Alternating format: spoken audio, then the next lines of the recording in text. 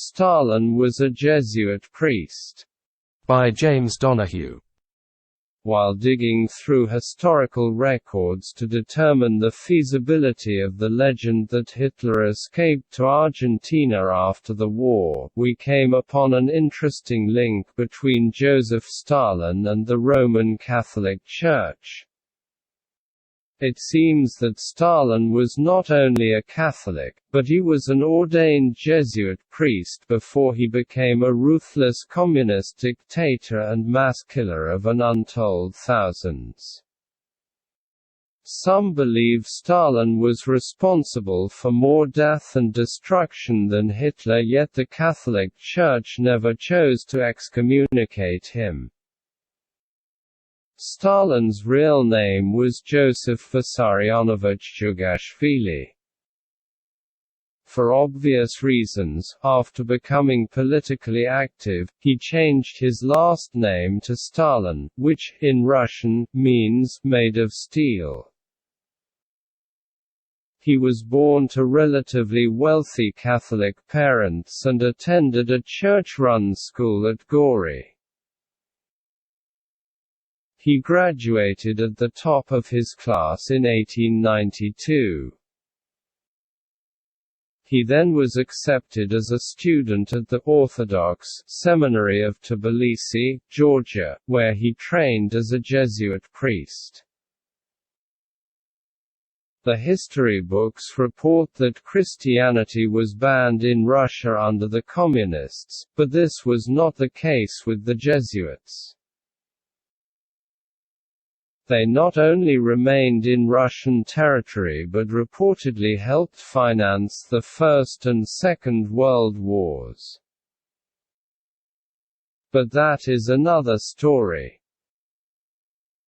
Stalin talked about his conversion to Marxism during an interview with journalist Emil Ludwig. He said that Jesuitical methods prevalent at the seminary was severe and he became a revolutionary, a believer in Marxism, in protest to the outrageous regime he endured at the school. He said the Jesuits were systematic and persevering in working to achieve sordid ends.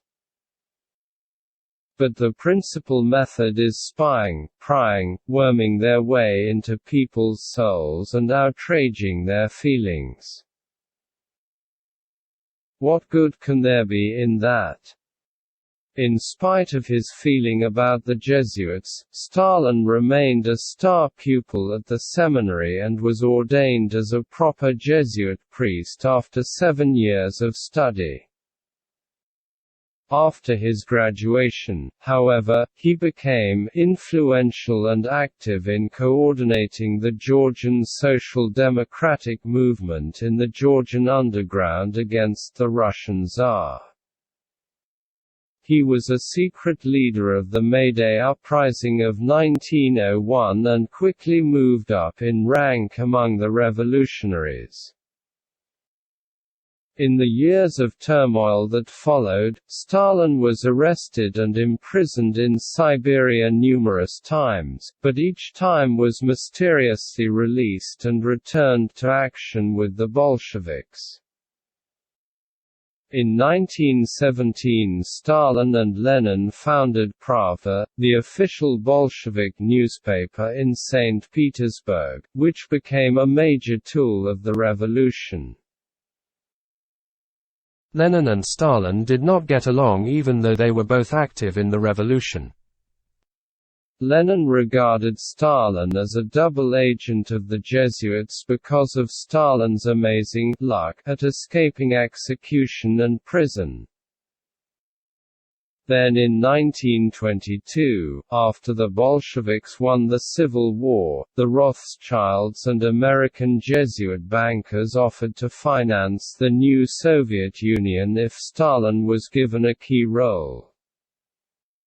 Thus Stalin was made General Secretary of the Central Committee, a springboard to his eventual position as head of the Soviets.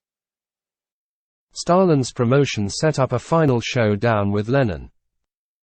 Lenin began planning to have Stalin eliminated. At the same time, Jesuit Superior General Vladimir Ledachovsky gave an order to Stalin to have Lenin killed. Lenin died of poisoning on January 21, 1924. The official word from Pravda was that Lenin died of syphilis. Thus Stalin moved into the position of the undisputed ruler of the Soviet Union. Among his first acts was to outlaw the Russian Orthodox Church. Thousands of churches and schools were seized and handed over to the Catholic Church. It is not very well known, but Stalin, like Hitler, launched a deportation of Jews to Siberian death camps, where it is said tens of millions perished. The head of those camps was Catholic Jesuit Cardinal Gregory Agagianian, a former classmate with Stalin at Tiflis. Another strange part of this story is that even though he was a fully ordained priest, Stalin was allowed to marry twice. And there is no record that he was ever defrocked as a priest. And it should be noted that Hitler also was a practicing Roman Catholic. There seemed to be a strange involvement between both of these evil dictators and the Vatican. There is much more to be told about this eerie story.